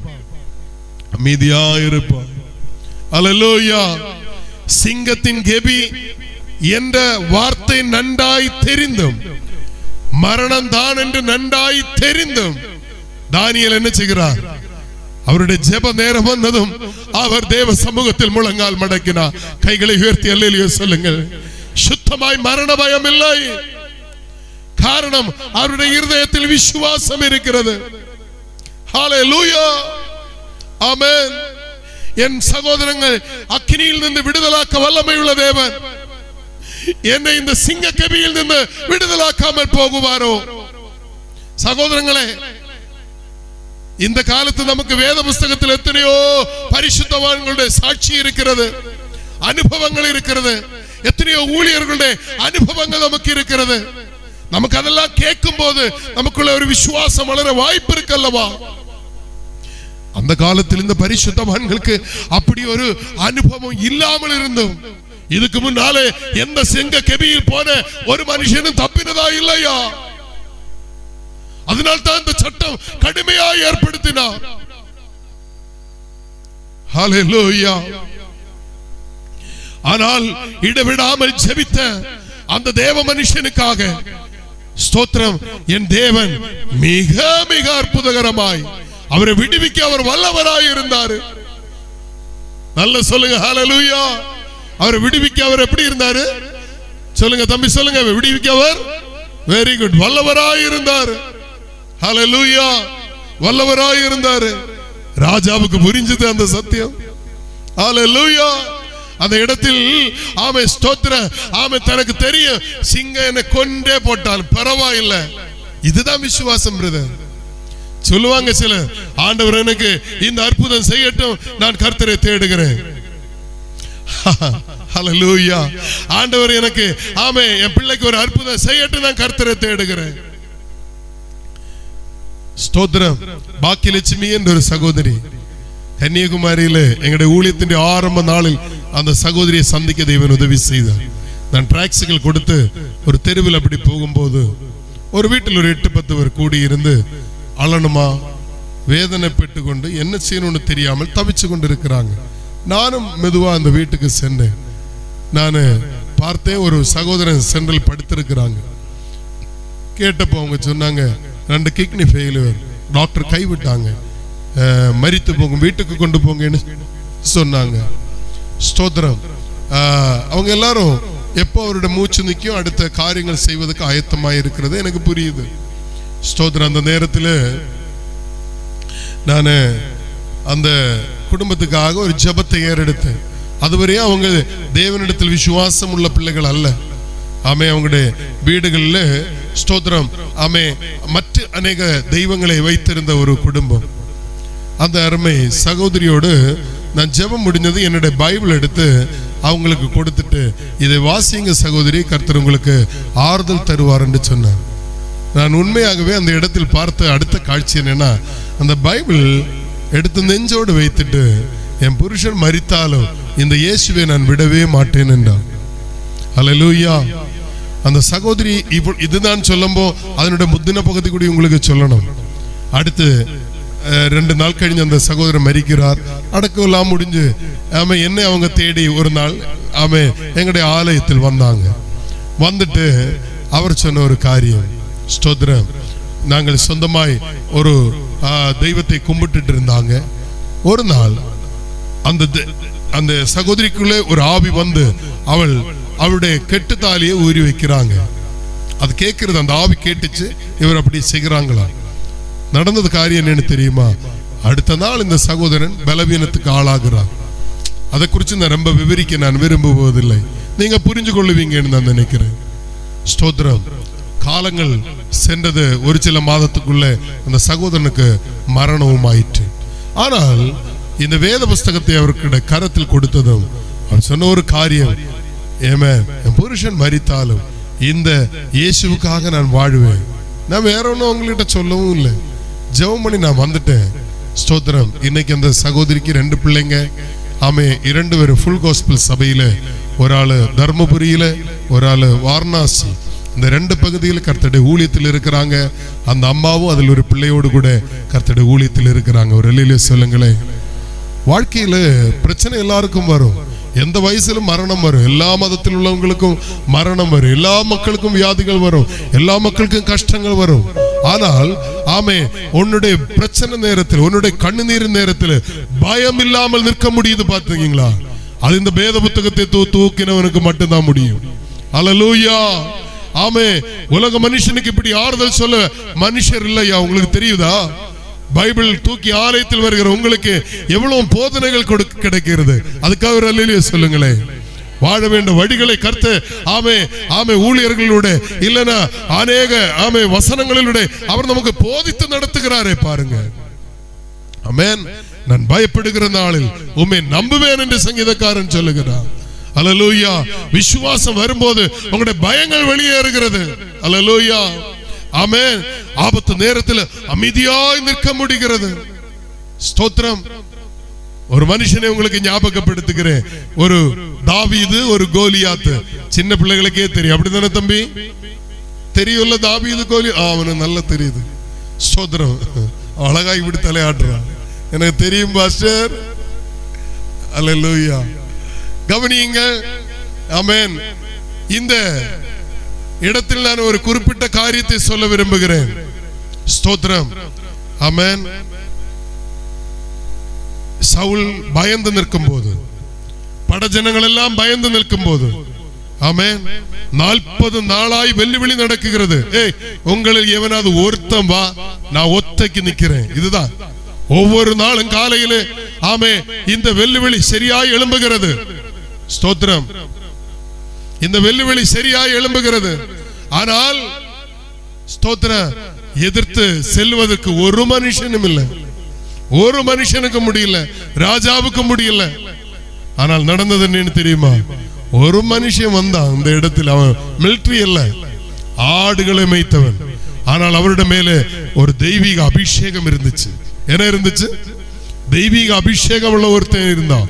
அவ்வளோ ராஜாவு, அவ்வளோ படஜனம் எல்லாரும் பயந்து இருக்கும் போது இந்த மனுஷன் வந்து சொல்றா, ஐயா நான் செல்லுகிறேன், என் தேவனை நிந்தித்தவனுக்கு நேராய் நான் செல்லுகிறேன், இந்த விருத்த சேதனம் இல்லாதவனுக்கு நேராய் நான் செல்லுகிறேன், ஐயா என்னை அனுப்புங்க. எப்படிடா நீ போக முடியும்? சான்ஸே இல்ல பிரதர். இல்ல நான் செல்லுகிறேன் ஐயா. எப்படி? ஒரு நாள் பாருங்க, ஒரு சிங்கம் வந்தது, ஒரு கரடி வந்தது, என் ஆடுகளை பிடிச்சிட்டாங்க. நான் அதுக்கு பின்னால ஓடினேன், அந்த சிங்கத்தை பிடிச்சேன், அந்த சிங்கத்தின் வாய் அப்படி திறந்து என் ஆடை மெதுவாய் விடுதலாக்கினேன், கரடியை பிடித்தேன், அந்த கரடியோட வாயிலிருந்து என் ஆடை விடுதலாக்கினேன். அதோட விடலையா, அடிச்சேன் சிங்கத்தை, கரடியை அடிச்சேன் ஐயா, ரெண்டையும் கொண்டு போட்டேன். தெய்வீக அபிஷேகம் உள்ள மனுஷனுக்கு உலக பயம் இருக்கவே கூடாது. ஹல்லேலூயா. உனக்குள்ள ஒரு பயம் இருக்கணும். என்ன பயம் தெரியுமா தம்பி? தெய்வ பயம் இருக்கணும். ஹல்லேலூயா. என்ன தேவன் பார்க்கிறார், என் தேவன் என் கூட இருக்கிறார். இதுதான் உனக்குள்ள இருக்கணும் பயம். ஹல்லேலூயா. மனுஷிக பயங்களை வைத்து, உலக பயத்தை வைத்து நீ வாழுமானா ஒரு நாள் கூட வாழ முடியாது. அதனால் தான் சிலர் தற்கொலைக்கு நேராய் செல்லுகிறார்கள். சிலர் அவங்களுடைய ஆமை பயங்கள் மாறும்படி மதுபானங்களை உலகபரமாய் ஏதோ ஒன்று செய்கிறார்கள். ஹல்லேலூயா. ஆனால் என்று தேவன் நமக்கு அழகாய் தேவனுடைய வசனங்களை கொடுக்குகிறார். விசுவாசத்தோடு நீ இருக்கும் போது பயம் உன்னை விட்டு விலகி போகிறது. கைகளை உயர்த்தி ஹல்லேலூயா சொல்லுங்களே. ஹல்லேலூயா. ஆமென். 1 சாமுவேல் 17 அதிகாரம். ஹalleluya ஆமென் 37வது வசனத்தை படியுங்க. கர்த்தர் மேல் நம்பிக்கை வைத்த ஆமென் ஸ்தோத்திரம். அந்த இடத்தை மட்டும் நான் உங்களுக்கு வாசிக்கிறேன். 37வது வசனம். பின்னும் தாவீது என்னை சிங்கத்தின் கைக்கும் கரடியின் கைக்கும் தப்பிவித்த கர்த்தர் இந்த பெலிஸ்தருடைய கைக்கும் தப்பிப்பார் என்றான். அப்பொழுது சவுல் தாவீதை பார்த்து போ. தாவீதிന്റെ அந்த விசுவாசத்தை 46ல் படிச்சிரலாமா? தேவன் ஒருவர் உண்டு. இன்றைய தினம் கர்த்தர் உன்னை என் கையில் ஒப்பு கொடுப்பார். நான் உன்னை கொன்று உன் தலையை உன்னை விட்டு வாங்கி பெலிஸ்தருடைய பாளையத்தின் பிணங்களை இன்றைய தினம் ஆகாயத்து பறவைகளுக்கும் பூமியின் காட்டு மிருகங்களுக்கும் கொடுப்பேன். அதனால் இஸ்ரவேலின் தேவன் ஒருவர் உண்டு, இஸ்ரவேலின் தேவன் ஒருவர் உண்டு என்று என்பதே உலகத்தார் எல்லாரும் அறிந்து கொள்வார்கள். உலகத்தார் எல்லாரும் அறிந்து கொள்வார்கள். கைகளை உயர்த்தி ஒரு அல்லேலூயா சொல்லலாமா? ஹalleluya ஆமென். இந்த விசுவாசத்தை பாருங்க. ஆமென். நான் இப்படி ஒரு தாவீது இருக்கு என்பது காட்டுவதற்கல்ல. ஆமென். இஸ்ரவேல் சைன்யத்திலும் இப்படி ஒரு விசுவாச வீரர் உண்டு என்பது காட்டுவதற்கல்ல.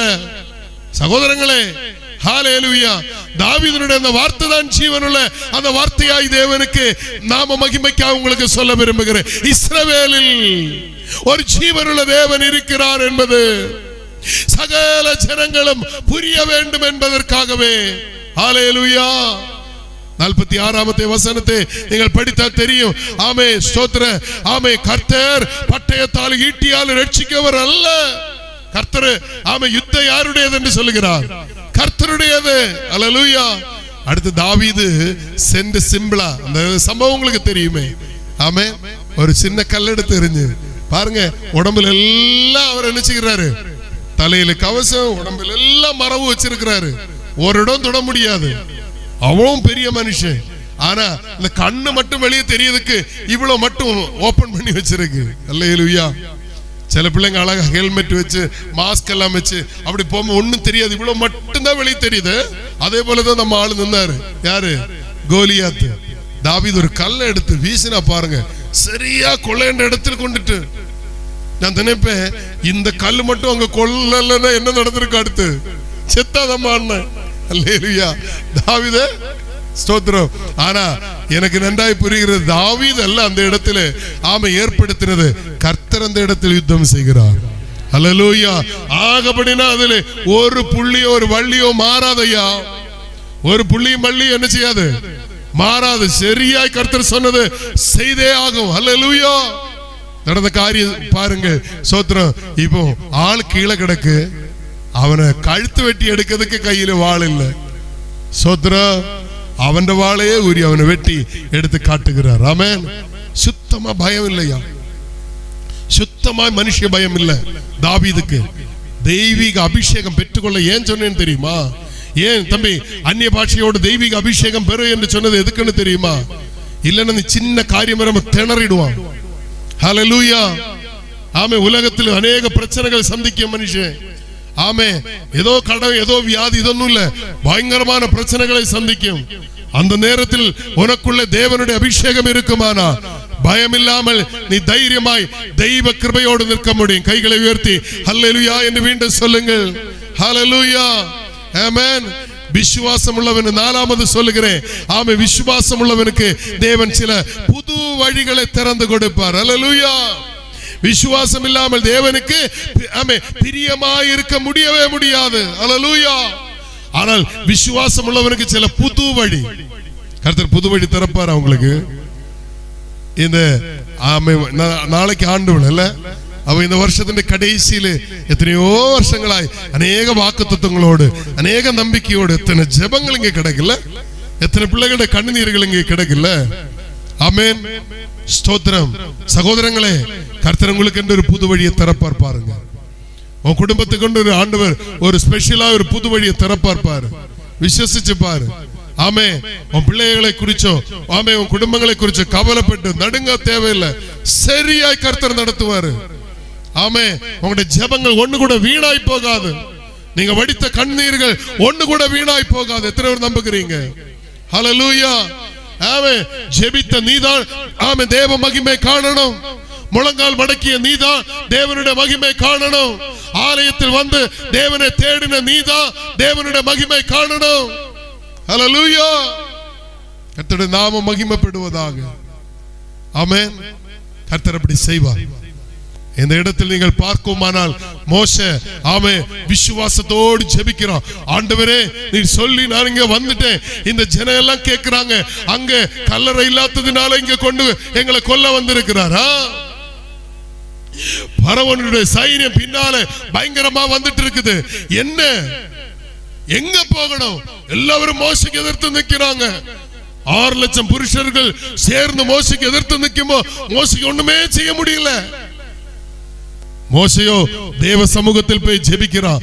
ஆண்டவரே நான் என்ன செய்யணும், என்ன செய்யணும் ஆண்டவரே, என்ன செய்யணும்? ஆண்டவர் எப்படின்னு தெரியுமா? செய்கிறது தெளிவா மெதுவா நீட்டா செய்வார். உங்க வாழ்க்கையில தேவன் எப்படி செய்வாரு? தெளிவா மெதுவா நீட்டா செய்வாரு. செஞ்சாரா செய்யலையா? உன் கையில என்னடா இருக்கு? கோல் செல்லு. அந்த கடலுக்கு முன்னால போய் அந்த கோலை கொஞ்சம் நீட்டுறாரு. அவர் லைஃப்ல இதுவரை பார்க்கல, இப்படி எந்த கடல்ல பார்த்தது இல்லையா? தன்னுடைய லைஃப்ல இப்படி ஒரு அற்புதத்தை அவர் பார்த்ததே இல்லை. இவ்வளவு பெரிய ரோடு எந்த கவர்மெண்ட் கட்ட முடியாது. அல்லேலூயா. அது இந்த கடலுக்குள்ள நிமிஷத்துல மதிலாய் நிற்கிறது தண்ணி. உணங்கிய தரையை தேவன் காட்டி கொடுக்கிறார். அது மட்டுமல்ல, அக்கினி ஸ்தம்பம் மேக ஸ்தம்பம் என்று நம்முடைய பிள்ளைகளுக்கு பாதுகாப்பை ஏற்படுத்துகிறார், பத்திரமாய் புறப்படுகிறார். ஹல்லேலூயா. அந்த இடத்துல பெரிய அற்புதம் என்னன்னு தெரியுமா? இவங்களை விடுதலாக்குறது பெரிய அற்புதமாய் உங்களுக்கு தோன்றலாம் இல்லையா? சகோதரங்களே, தேவன் நம்மை நடத்துகிறது மட்டுமல்ல, சத்துரு நம்மை பின்தொடராதபடிக்கு ஹல்லேலூயா இன்று கண்ட எகிப்தியனை இனி நீ என்றைக்கும் காண்பது இல்லை என்று சொல்லி அந்த எகிப்தியனையும் அவனுடைய சைன்யத்தையும் அவனுடைய ரதங்களையும் அதே கடல்ல எங்க நீ சுகமாய் வாழ்ந்து வந்தியோ அதே இடத்துல சத்ருவுக்கு மரண மணி அடிச்ச கர்த்தர். அல்லேலூயா. கைகளை உயர்த்தி அல்லேலூயா சொல்லுங்க. இந்த மக்களுக்கு அதுக்கப்புறம் புரிகிறது, ஆஹா நம்முடைய தேவன் பெரியவர். இன்னைக்கு நான் உங்களுக்கு சொல்லுகிறேன், ஹல்லேலூயா, நம்புங்கள், இயேசு பெரியவர். ஹல்லேலூயா. ஐந்தாவதாய் சொல்லுகிறேன், விசுவாசம் உங்க வாழ்க்கையை மாற்றிவிடும். விசுவாசம் என்ன செய்யும்?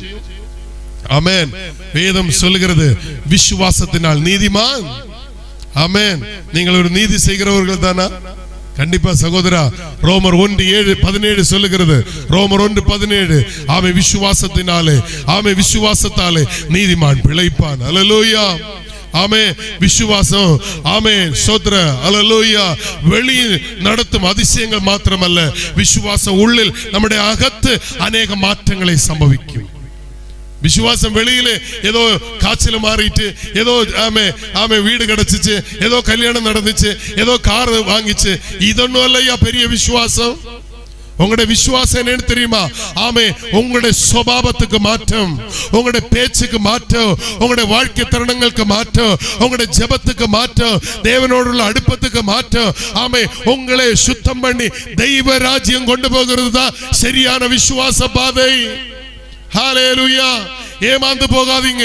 உங்களுக்கு வீடு இல்ல, ஒரு நல்ல வீடு கிடைக்கிறதா நான் விசுவாசிச்சே ஜெபம் பண்ணினேன், ஆண்டவர் எனக்கு ஒரு நல்ல வீடை கொடுத்தா, குப்பை. ஹல்லேலூயா. உலக மனுஷன் நல்ல இதுல அழகான வீடை வச்சிருக்கிறாயா, காரு கிடைச்சு அது பெருசா தெரிகிறதா? இதெல்லாம் குப்பை. இது கிடைக்கிறது வாங்கிடுங்க. எங்க தலைவர் பீட்டர் பாஸ்டர் அடிக்கடி சொல்லுவாரு, நம்ம விசுவாசத்தோடு ஜெபத்தோடு போயிட்டே இருக்கணும்.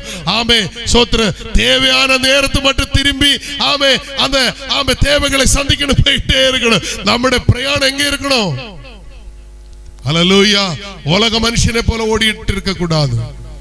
பணம் இருக்கிறது, சொத்து இருக்கிறது, ஐஸ்வர்யம் இருக்கிறது, இதான்னு பின்னால வந்தால் கூட தேவைக்கு மட்டும்தான். ஆமென். ஹல்லேலூயா. நம்முடைய லக்கு தெய்வராஜ்யம் போய் சேரணும். நீங்க இத்தனை பேர் சர்ச்சுக்குள்ள வந்திருக்கிறீங்க, இங்க வந்து இப்படி உபவாசிச்சு ஜெபிச்சு ராத்திரி பகலா, நல்ல மழையில நல்ல கிளைமேட்ல இப்போ சுகமாய் படுக்கலாம்ல வீட்டுல. ஸ்தோத்திர.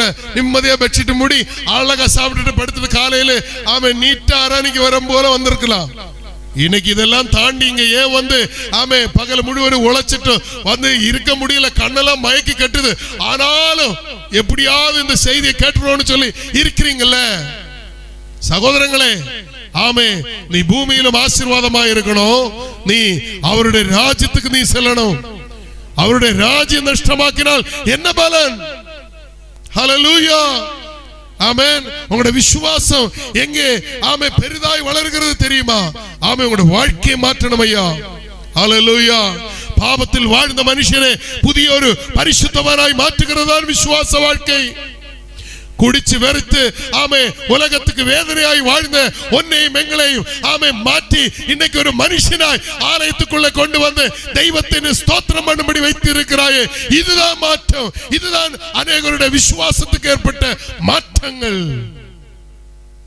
ஹல்லேலூயா, கர்த்தருடைய நாமம் மகிமைப்படுவதாக. ஆமென், ஸ்தோத்திரம். விசுவாசம் என்பது இந்த கண்ணுக்கு காண்கிறதல்ல, நம்முடைய ஆமே ஸ்தோத்திர ஆமே ஹல்லேலூயா நம்புவது இந்த புறமே உள்ள காரியங்கள் மட்டுமல்ல, தேவன் நம்மோடு இருக்கிறார் என்ற ஒரு பெரிய விசுவாசம் வேணும். எனக்காக யாவை அவர் செய்வார் என்ற ஒரு விசுவாசம் வேணும். ஹல்லேலூயா, இது உறுதியான ஒரு விசுவாசம். ஹல்லேலூயா, இந்த விசுவாசம் தான் நமக்கு அதிசயங்களை செய்ய வைக்கும். ஹல்லேலூயா, ஆமென், ஸ்தோத்திரம். இனி அதனுடைய அடுத்த பகுதியை அடுத்த 2 நிமிடத்தை சொல்லி முடிச்சிருந்தேன். விசுவாசம் இல்லாமல் போனால் என்ன நடக்கும்? ஹல்லேலூயா.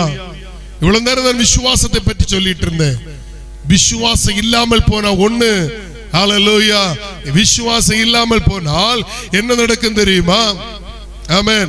11ஆம் அதிகாரம் 6ஆம் வசனத்தில் மீண்டும் நான் இப்படியே சொல்லி போயிடுறேன். விசுவாசம் இல்லாமல் தேவனுக்கு பிரியமாயிருப்பது கூடாத காரியம். ஒன்று, தேவனிடமுள்ள உறவு துண்டிக்கப்படும். கிறிஸ்தவன்டா பைபிள் தூக்கி சர்ச்சுக்கு வர்றாங்க, ஆனா விசுவாசம் மட்டும் இல்லைன்னா தேவனுக்கு உனக்கு இருக்கிற ஒரு பந்தம் இருக்குல்ல துண்டிக்கப்படும். ஹல்லேலூயா. திருமணம் பண்ணி விடும்போது போதகர் சொல்லுவார், என்ன முற்சரிடு, எனக்கு அந்த வார்த்தை தமிழ் சொல்லிக் கொடுங்க. என்ன ஆறாது? முப்பெரி நூல், கரெக்ட் தானே? ஆமா, நீங்கள் 2 நூல் எடுத்து சுற்றி பாருங்க, சிம்பிளா பிரிஞ்சிடும் விட்ட உடனே. முடி சகோதரிகள் பின்னம்போ 2 எடுப்பீங்க, 2 தானே? 3 ஏன்னு தெரியுமா? அது பிரியாது. இப்ப புரிஞ்சிருக்குமே எல்லாருக்குமே. அதுதான் சகோதரங்களே, உங்களுடைய வாழ்க்கையிலே ஹல்லேலூயா பந்தம் இயேசுவோடு வைங்க. அது விசுவாசம். இடையிலே சத்ரு எப்படியாவது தகர்த்துகளை பார்க்கும், சில பிரச்சனைகளை கொண்டு போட்டு. சிலர் என்னன்னா சம்பந்தம் இல்லாத பிரச்சனை எல்லாம் தலையில் எடுத்து போடும், கடைசியில தேவனை துஷிச்சுட்டு ஓடி போவான். இருக்க கூடாது. பொறுமையாக அவரோடுள்ள பந்தம். ஒரு காரியம் ஒரு பிரச்சனை வந்த உடனே சொல்லுங்க, ஏசப்பா எனக்கு பலன் இல்லப்பா, நீர் பார்த்துருங்க. ஹல்லேலூயா. எனக்கு எல்லாமே நீங்கதாப்பா,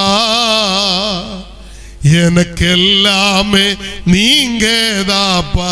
இந்த விசுவாசத்தோடு நீங்க ஓடணும். ஆமே, உங்களுடைய விசுவாசம் குறையும் போது தேவனுடைய பந்தம் குறையும். பந்தம் குறையக்கூடாது. 1. 2, விசுவாசம் குறையும் போது பயம், சந்தேகம், மன சோர்வு ஏற்படும். என்னெல்லாம் உண்டாகும்? பயம், சந்தேகம், மன சோர்வு. ஹல்லேலூயா, வரக்கூடாது. ஹல்லேலூயா. 3வது, விசுவாசம் குறையும் போது ஹல்லேலூயா உங்களுடைய ஜெபத்துக்கு பலனே வராது, பலன் அளிக்காது. ஜெபம் பண்ணுவீங்க, ஹல்லேலூயா, ஆமென், ஸ்தோத்திரம். அதுக்குள்ள பலன் நீங்க பெற்றுக்கொள்ள முடியாது. ஏன்னு தெரியுமா? ஜெபம் பண்ணிட்டு ஏதோ சில வார்த்தைகள் ஜெபம் பண்ணாம இருந்த பாவம் அந்த இருந்து 1 மணிக்கூர் என்னெல்லாமோ நினைச்சிட்டு வீடு கூடு உலகத்தெல்லாம் ஓட்டிட்டு இங்க இருந்து ஏதோ சொல்லிட்டு போயிடுவீங்க. அப்படி இல்ல, பொறுமையாக நீங்க ஜெபிக்கிற ஒவ்வொரு காரியம் கர்த்தர் நிச்சயம் செய்வார் என்ற நம்பிக்கையோடு செல்லுங்கள். ஹல்லேலூயா, ஆமென், ஸ்தோத்திரம். விசுவாசம் இல்லாதவனை என்ன செய்யும் தெரியுமா? பாவ உலகம் வீண்டும் இழுத்துரும். உன்னை எப்ப திருப்பி பின்மாற்றத்தை கொண்டு போலாம், எப்போ தேவனிடத்திலிருந்து பிரிக்கலான்னு இருக்கும். உனக்குள்ள விசுவாசம் குறையும் போது பிசாசு லகுவாய் உன்னை வீண்டும் உலக மனுஷனாக்கி மாற்றிவிடும். மீண்டும் ஆமே, விசுவாசம் உனக்கு இல்லாமல் போகும்போ ஆவிக்குரிய வல்லமை உன்னில் நிச்சயம் குறைந்திடும். என்ன குறைஞ்சிடும்? ஆவிக்குரிய வல்லமைகள் உன்னில் குறைந்திடும். இந்த வார்த்தைகளோடு நான் இந்த இடத்தில் முடிவு செய்ய விரும்புகிறேன். என்னை கவனிக்கிற அன்பு சகோதரங்களே, உங்களுக்குள்ள விசுவாசம் வேணுமா? நிச்சயம் விசுவாசம் வேணும். விசுவாசம் இல்லாமல் யாரும் தேவனுக்கு பிரியமாய் இருக்க முடியாது.